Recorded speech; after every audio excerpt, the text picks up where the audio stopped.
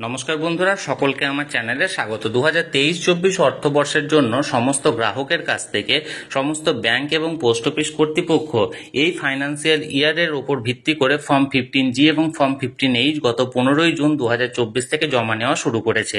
প্রত্যেকটি গ্রাহককে এই ফর্ম 15G এবং ফর্ম 15H অবশ্যই জমা করতে হবে নির্দিষ্ট ব্যাংকের ব্রাঞ্চে বা নির্দিষ্ট পোস্ট অফিসের ব্রাঞ্চে।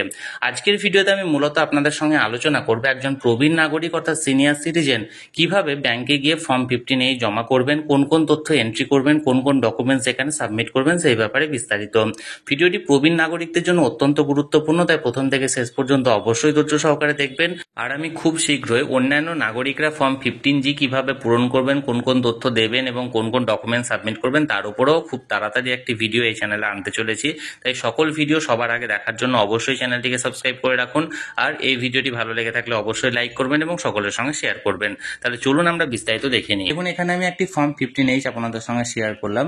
দেখুন, এখানে বলা হয়েছে declaration under section 197A to be made by an individual who is the age of 60 years or more claiming certain income without deduction of tax. অর্থাৎ যে সমস্ত প্রবীণ নাগরিকদের বয়স 60 বছর বা তার বেশি তাদেরকে 197A1C এই আন্ডারে, এই সেকশনের আন্ডারে তারা ক্লেম করতে পারেন। তাদের যে টিডিএসটা কাটা হচ্ছে বা ট্যাক্সটা কাটা হচ্ছে, তাদের যে ডিপোজিট আছে বা তাদের যে অ্যাকাউন্ট আছে সেখান থেকে সেটা তারা ক্লেম করতে পারেন।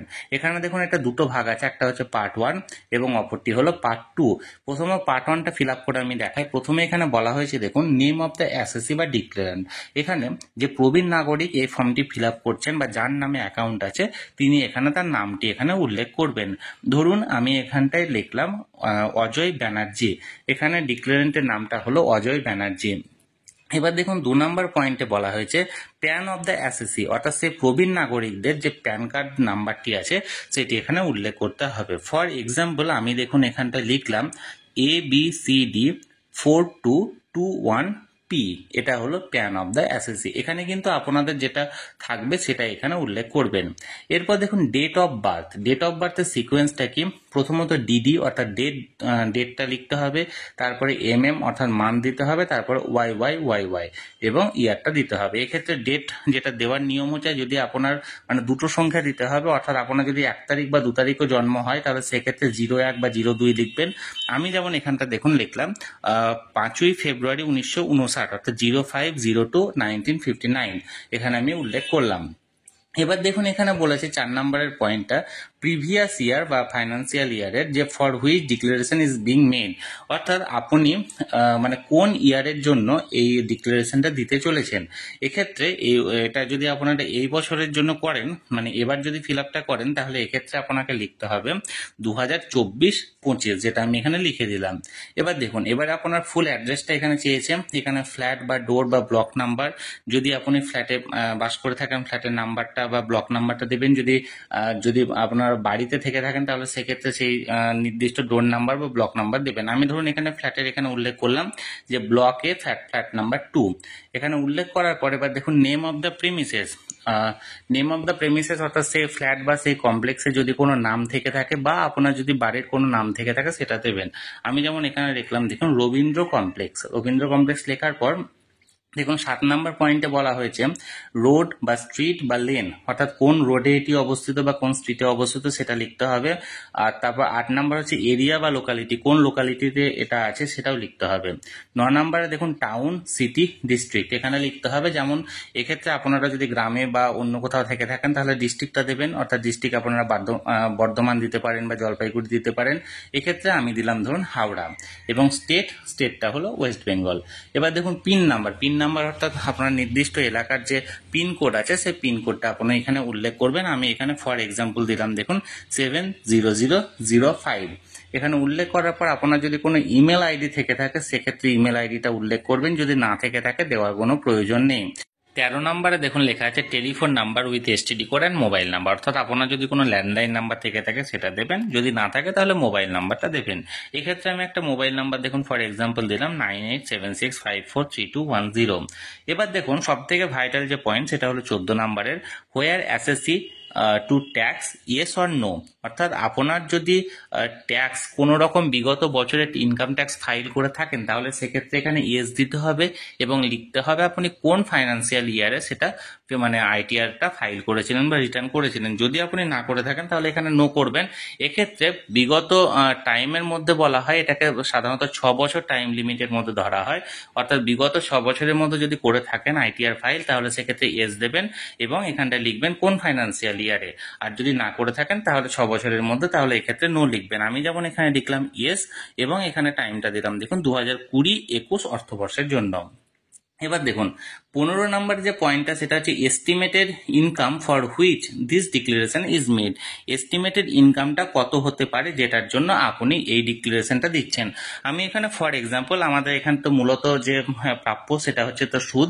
এখানে ফর এক্সাম্পল আমি দেখুন এখানে 60,000 টাকা দিলাম যে 60,000 টাকা আমার এস্টিমেটেড ইনকাম হতে পারে। এরপর 16 নম্বর ফর্ম দেখুন estimated total income of the PY in which income mention in column 15 to be included.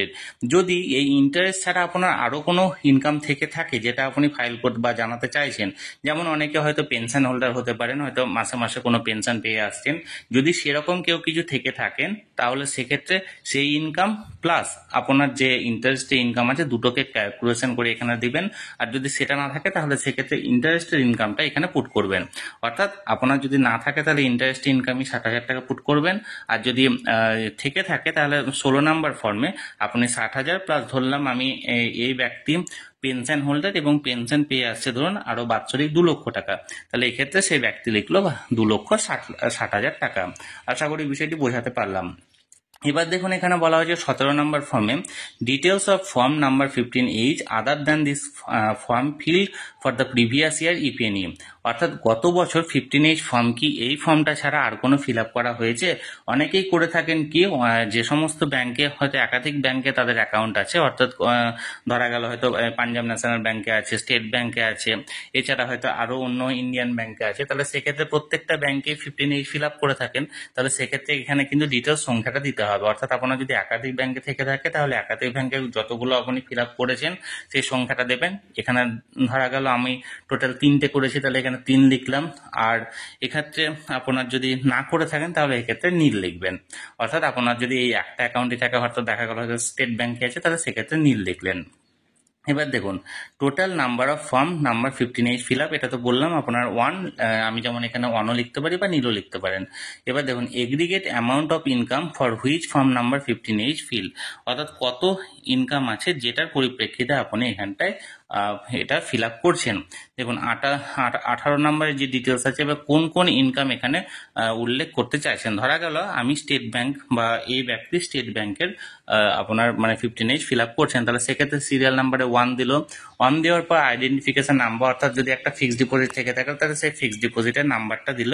আমি এক্ষেত্রে দিলাম দেখুন 1 2 3 4 5 6 ফিক্সড ডিপোজিট অ্যাকাউন্ট নাম্বারটা। Nature of income, nature of income হবে ইন্টারেস্ট বসানো হলো। Section under which tax is deductible, এটা কোন সেকশনের আন্ডারে এই ট্যাক্সটা ডিডাক্ট হবে, এটা হবে 194A।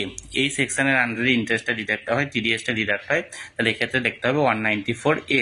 এবং অ্যামাউন্ট অফ ইনকাম এবং কত টাকা আপনি সুদ পেয়েছেন, সেক্ষেত্রে ধরা গেল এই ব্যক্তির একটা অ্যাকাউন্ট ছিল এবং একটা অ্যাকাউন্ট থেকে 60,000 পেয়েছে, এক্ষেত্রে 60,000 টাকা এখানে বসিয়ে দেওয়া হলো।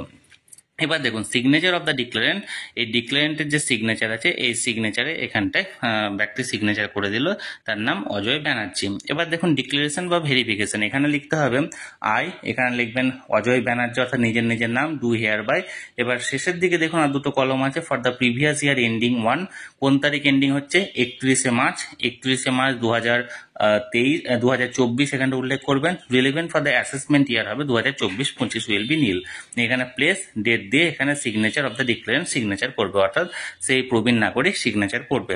তাহলে বন্ধুরা আজকের ভিডিওতে আমি ফর্ম 15H কিভাবে জমা করবেন সেটির উপর বিস্তারিত তথ্য দিয়ে আমি আজকের ভিডিওটি দেখানোর চেষ্টা করেছি। এই নিয়ে যদি আপনাদের কোনো প্রশ্ন থাকে অবশ্যই কমেন্ট করে জানাতে পারেন। আর আমি খুব শীঘ্রই ফর্ম 15G কিভাবে ফিল আপ করবেন অন্যান্য ভারতীয় নাগরিকরা সেই ব্যাপারে একটি বিস্তারিত ডিটেলস নিয়ে একটি ভিডিও আনতে চলেছি। তাই সমস্ত ভিডিও দেখার জন্য অবশ্যই চ্যানেলটিকে সাবস্ক্রাইব করে রাখুন। আর এই ভিডিওটি ভালো লেগে থাকলে অবশ্যই একটি লাইক করুন এবং সকলের সঙ্গে শেয়ার করুন। আর সেই সাথে অবশ্যই চ্যানেলটিকে সাবস্ক্রাইব করে রাখুন। ধন্যবাদ, দেখা হচ্ছে পরের ভিডিওতে।